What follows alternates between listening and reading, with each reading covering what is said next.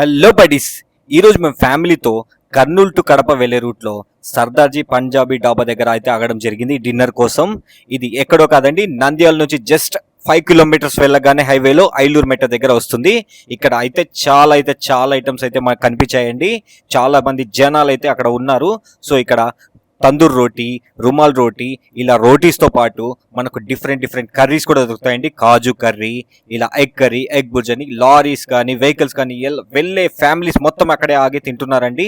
చాలా టేస్టీగానే అనిపించింది. పర్లేదండి, ఇక్కడ వెజ్ తో పాటు నాన్ వెజ్ ఐటమ్స్ కూడా చాలానే దొరుకుతున్నాయి. చికెన్, మటన్ కర్రీ, ఇలా చాలా items with rotis and rice తో పాటు దొరుకుతున్నాయండి. మేమైతే extra tomato rice and egg fried rice కూడా ఆర్డర్ చేయడం జరిగింది. టమోటో విత్ కాజు రైస్ అయితే ఆసమ్ అంటే ఆసమ్. మా తన్వికాడు కూడా ఆ చల్లటి గాలికి బాగానే ఎంజాయ్ చేశాడు. సో ఇలా ఫ్యామిలీతో కలిసి జర్నీ మధ్యలో ఆగి అలా హ్యాపీగా చల్లటి గాలికి తింటుంటే ఆ కిక్కే వేరసలు.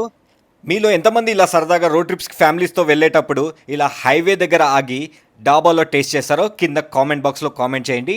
నాకైతే ఇక్కడ ఎగ్ బుర్జ్ విత్ రుమాల్ రోటీ అయితే సూపర్గా నచ్చింది.